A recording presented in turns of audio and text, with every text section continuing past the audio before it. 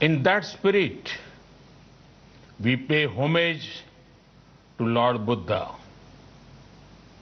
I'm happy that copies of the Mongolian Kanjur are being presented to the government of Mongolia.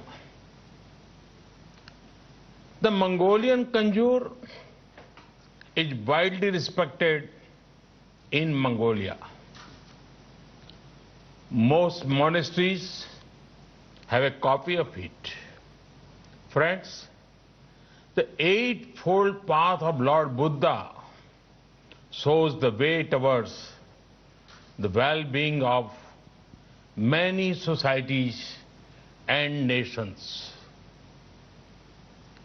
It highlights the importance of compassion and kindness. The teachings of Lord Buddha celebrate simplicity both in thought and action.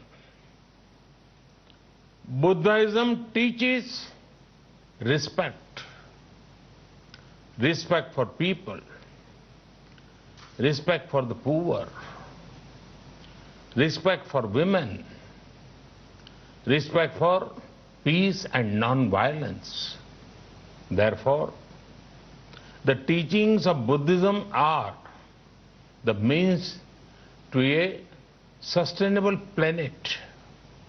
Friends, in his very first sermon in Sarnath and his teachings after that, Lord Buddha spoke on two things: hope and purpose.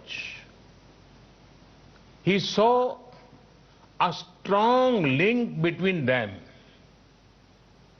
From hope comes a spirit of purpose.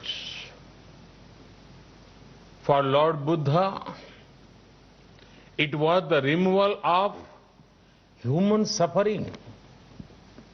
We have to rise to the occasion and do whatever we can to increase hope among people. Friends, I'm very hopeful about the 21st century.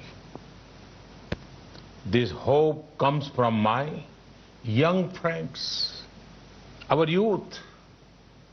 If you want to see a great example of how hope, innovation, and compassion can remove suffering, it is our startup sector led by our youth. Bright young minds are finding solutions to global problems. India has one of the largest startup ecosystems. I would urge my young friends to also stay connected with the thoughts of Lord Buddha.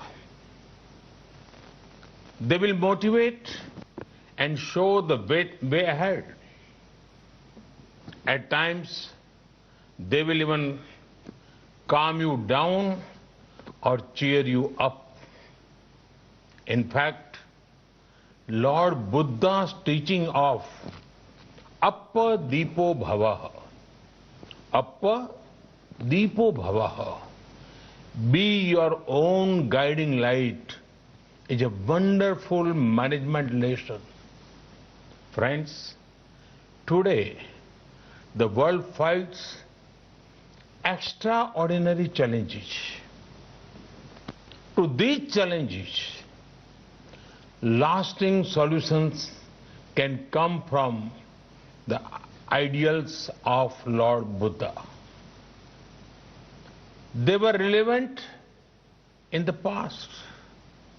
They are relevant in the present, and they will remain relevant in the future. Friends, it is the need of the hour to connect more and more people with Buddhist heritage sites. We in India have many such sites.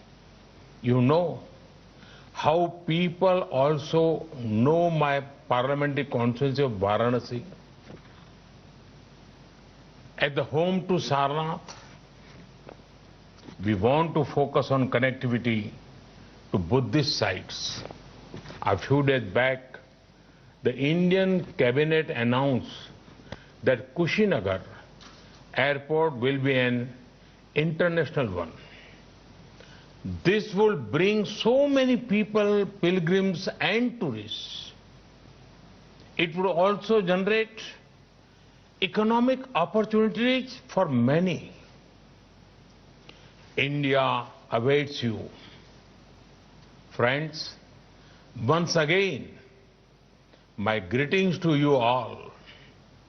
May the thoughts of Lord Buddha further brightness, togetherness and brotherhood. May his blessings inspire us to do good. Thank you. Thank you very much.